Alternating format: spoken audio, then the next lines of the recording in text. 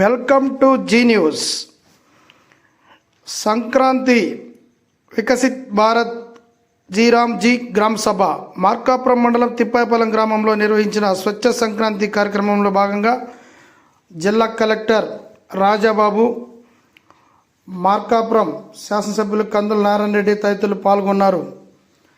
ఈ సందర్భంగా గ్రామ సభను ఉద్దేశించి కలెక్టర్ మాట్లాడుతూ పరిశుభ్రతపై ప్రజలకు మరింత అవగాహన కల్పించేలా వికసిత్ భారత్ జీరామ్జీ చట్టం కింద గ్రామ స్థాయిలో చేపట్టి అభివృద్ధి పనులను తెలియజేసేలా ఈ గ్రామ సభలు నిర్వహిస్తున్నట్టు తెలిపారు. పరిసర ప్రాంతాలలో పరిశుభ్రత ప్రతి నెల ప్రత్యేక దృష్టి సాధించి మన గ్రామము, మన ఇల్లు, మన పరిసర ప్రాంతాలు శుభ్రపరచుకోవాలని కలెక్టర్ తెలిపారు. ఎమ్మెల్యే ప్రజలకు మద్దతు సహకారంతో ప్రత్యేక జిల్లాను సాధించుకున్నాం. తనకు లభించిన పునర్జన్మకు ఈ ప్రాంతాన్ని అభివృద్ధి చేయడం ద్వారా జన్మకు సార్థకం చేసుకున్నట్టని ప్రకటించారు. ఏడాదిన్నర కాలంలో మార్కాపురం నియోజకవర్గంలో 119 కిలోమీటర్లు సిమెంట్ రోడ్ నిర్మించామని, స్థానిక ప్రభుత్వ ఆసుపత్రిని జిల్లా స్థాయి హాస్పిటల్ చేశామని, గ్రామాల అభివృద్ధిపై ప్రత్యేక దృష్టి సాధించామని, ఇలాంటి కార్యక్రమాలన్నీ కూడా కూటమి ప్రభుత్వంతోనే సాధ్యమని కందుల వ్యాఖ్యానించారు. ఈ కార్యక్రమంలో పలువురు టీడీపీ నాయకులు, అధికారులు పాల్గొన్నారు.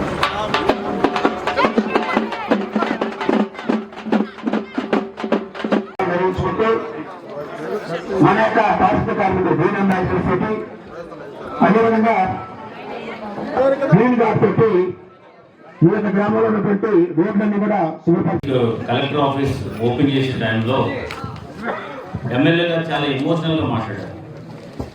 అంటే కన్నీటి పర్యంతం అయ్యానికి ఇంత కష్టపడ్డాం మా జిల్లా కోసం అని చెప్పేసి మేము మా జిల్లా ప్రజలందరూ కూడా ఇది మా ఆకాంక్ష ఇప్పుడు మాకు నెరవేరిందని చెప్పేసి ఆయన యొక్క ఉపన్యాసంలో చెప్పడం జరిగింది. అప్పుడు నాకు అర్థమైంది ఈ జిల్లా కోసం ఈ ప్రజలందరూ కూడా ఎంత డీప్గా దీనికోసం ఎదురు చూస్తున్నారో అని చెప్పేసి. సో ఇప్పుడు మనకి జిల్లా ఫామ్ అయింది, కొత్తగా ఈ జిల్లా ఏర్పడి దీనికి జిల్లా ఫామ్ అవ్వడం అంటే కనుక ఇక్కడ అందరు ఆఫీసర్స్, జిల్లాకు సంబంధించిన సుమారు 44 డిపార్ట్మెంట్లు ఆఫీసర్స్ అందరూ కూడా ఇక్కడ మీకు అందుబాటులో ఉండడం జరుగుతుంది. కలెక్టర్ అందుబాటులో ఉంటారు, ఎస్పీ అందుబాటులో ఉంటారు, అన్ని శాఖలకు సంబంధించినటువంటి ఆఫీసర్స్ అందరూ కూడా మీకు అందుబాటులోకి వచ్చారు. ఇప్పుడు ప్రత్యేక జిల్లా ఉంటేనే మేము అభివృద్ధి చెందుతామని చెప్పేసి మీరు అందరూ ఆకాంక్షించడం బట్టి ప్రభుత్వం దాన్ని అంగీకరించి జిల్లా చేసింది. కాబట్టి ఇప్పుడు మీరు ప్రభుత్వంతో కూడా కోఆపరేట్ చేసి అభివృద్ధి చెందవలసినటువంటి పరిస్థితి ఉంది. మరి ముఖ్యంగా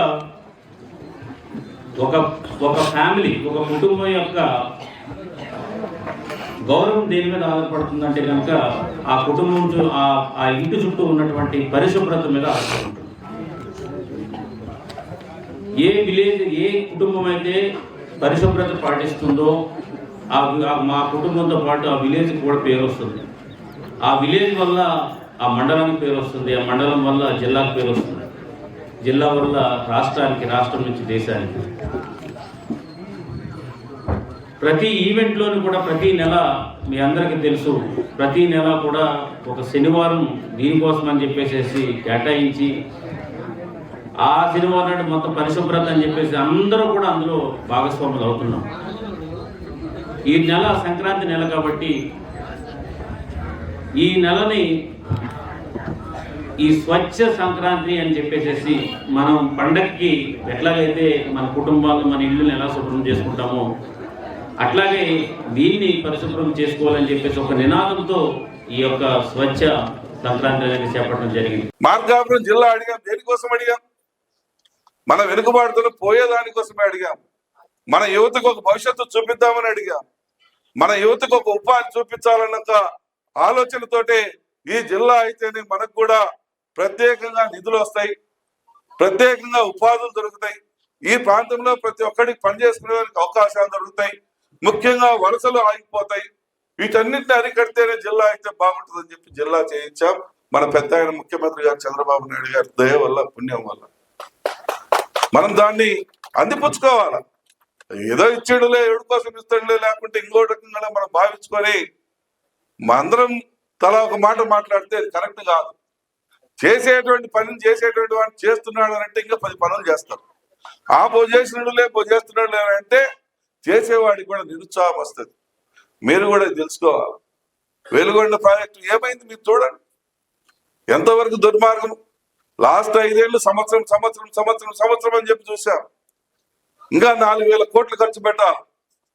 దగ్గర 1.5 సంవత్సరం పాటు కష్టపడి పనిచేస్తే గానీ ఆ ప్రాజెక్టు పూర్తి కాదు.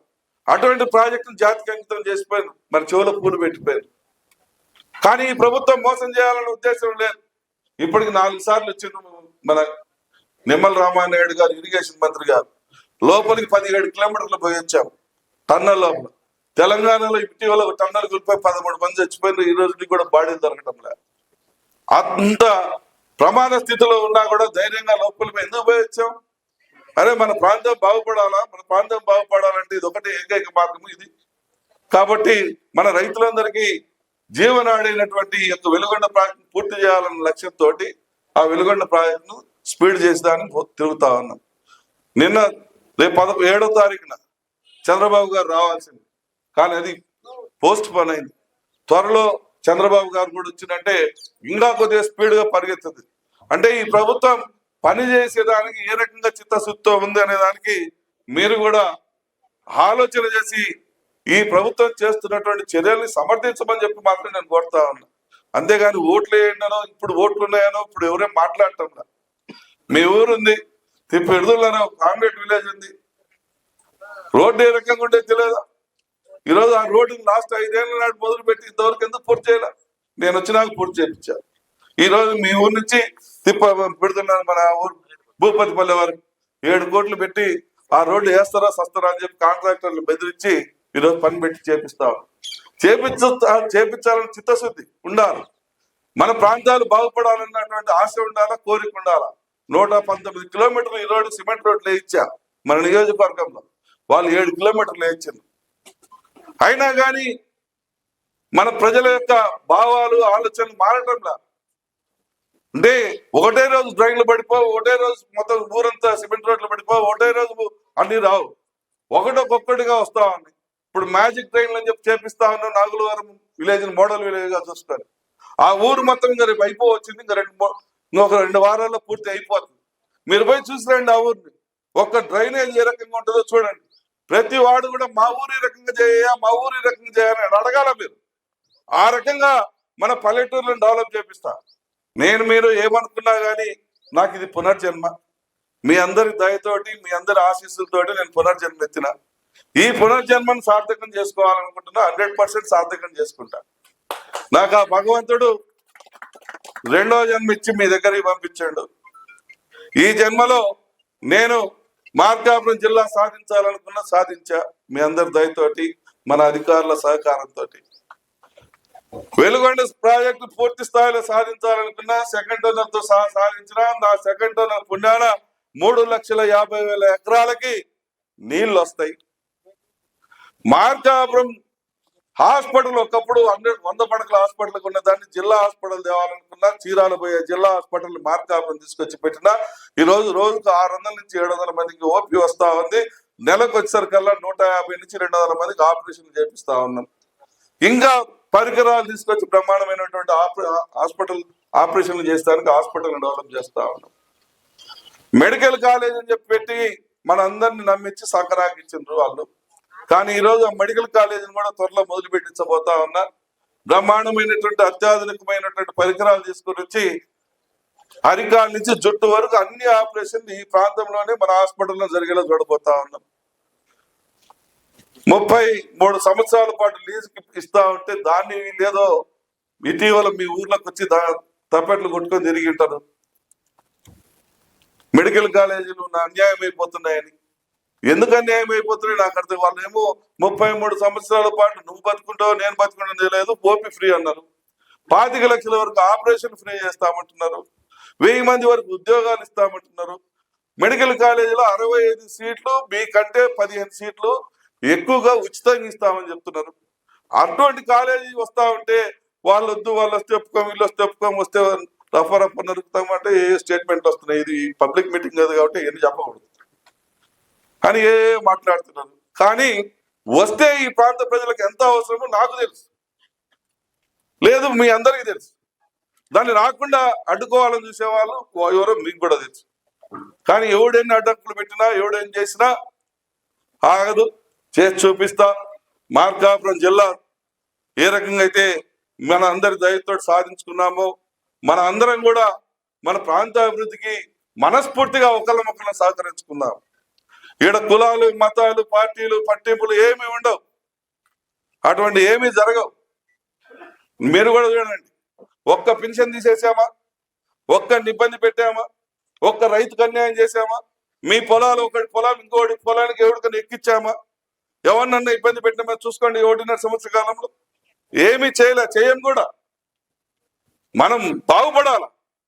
కేవలం కక్షపూరితమైనటువంటి వాతావరణంలో లాస్ట్ 5 సంవత్సరాలు ఏ రకంగా నష్టపోయామో, ఎంత దుర్మార్గంగా అందరం ఇబ్బంది పడ్డామో, ఎన్ని కష్టాలు అనుభవించామో అందరి మనసులలో ఉంది.